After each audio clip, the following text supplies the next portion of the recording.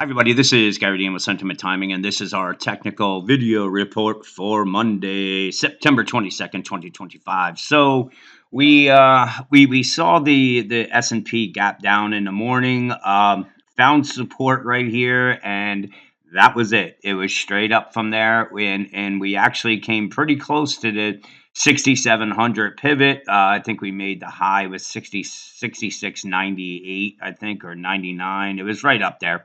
But in any case, we had a little bit of a pullback at the end.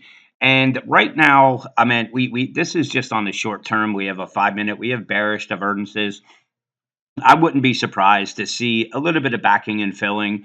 And as I put in the morning notes was, we're at a point right now where we're probably going to start seeing rallies get sold, and where we kind of make some type of rounded top. And then I wouldn't be surprised to see, as we get into sometime in mid October, where we get a quick blow off top, maybe make it up to the 6750. And then from there, that's where I'm anticipating that we're going to see at least a 10% correction. And that's when we want to really just be using that as a buying opportunity with some of the high flying stocks. And, some of them have just been going ballistic. Like I said, the RGTI, IREN, QBTS. So you don't want to be chasing those up there. What you want to be doing is lowering your exposure. But I still think we have a week or two before all this is going to really come to play before we see the larger drop. So that's one of the reasons why I'm thinking, we're going to get these rallies, pull back, a rally, probably make it a little bit higher, pull back. And instead of it just seeing like a move that goes and it just uh, straight up without any type of pullback, that would make sense where it's going to give us, the time period is going to start evaporating. And then from there, like I said, as we get into that October time period, I think we're going to get a bigger correction. But I don't believe we're here right now. But right now, seeing a pullback down somewhere down into the 66.72, possibly even back down to the 66.22, wouldn't surprise me. Whether it be tomorrow or Wednesday, I'm not 100% sure if it's going to come, but we do have these options resistance right here. So the gamma strikes we have right at the 6700, and we have a new one that just formed that's at the 6710. So these are going to be natural resistance, and if we pop above it, most likely we're going to come back down and test it again. And if it, as long as it holds that support, then we could just inch higher. But I do believe things are going to get a little bit more volatile. At least that's what I'm anticipating. As I said, I'm participating in the bowl games right now, but I have my 1 foot at the exit, and I'm ready to switch sides. I just what I think is that we're going to see. Rallies start to get sold and dips get bought, and we start seeing that rounded top formation, and we may get there as we get up towards the 6750. It all depends. So tomorrow I'm kind of up in the air because again we're up at the resistance levels. We have bearish divergences, and we even have them on the 5 minute chart. So each one of the charts is showing some bearish divergences.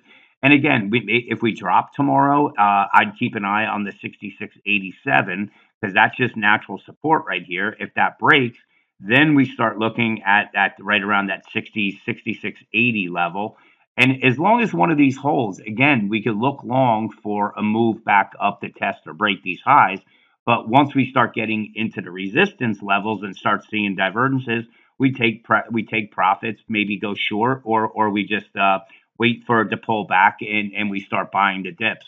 So that's really the support levels I'm looking at. Obviously, we have the moving average at that 66.90, but really the more important support is going to be at the 66.87, and then it moves down right around the 66.80 level. And then below that, you can see we have support right here. This is important support because if we look at it, we have this was used as resistance and then it was used as support. So this is an important line right here, the 66.72. Now, if it comes down there and it breaks, then we're going to start looking at the next important support levels, which would be right around here because you can see resistance, resistance, broke above it, support, and that's coming down at the 66.50. So if I'm looking tomorrow at a possible area to buy, this is what I'd be looking at, right around the 66.72 down to the 66.50.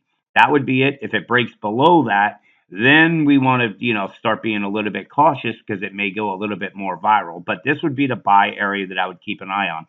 On the upside, we're just really going to keep an eye on the 6700 and then the 6710. If it gets above it, again, we want to wait for it to start to roll over before looking on the short side. But I do believe that we're at a point where we're going to see volatility spike up, and the risk reward for where the VIX is and sentiment and stuff like that, it's not really that high for seeing just a move that just goes parabolic higher. I think it's going to be things are going to start getting choppy until we get into that October time period.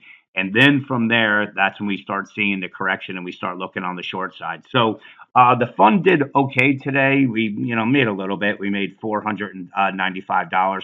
We had a really good entry on IWM here, where what I said in the room was, take half a position at 242 and then wait for 241 to take the other half. And we were using the 242s, and it made it down to the 241.11. So it never made it to our trigger price and went straight up. So we only had half a position. And then when we were up there, I wanted to hedge it a little bit, and I used some SPY puts and simply used the S&P getting above the 6690 to get out of it, and hence that was our 495 gain for the day. So that's about all I have for tonight. Let's see what plays out tomorrow. Have a great night, and I'll talk to you guys in the morning.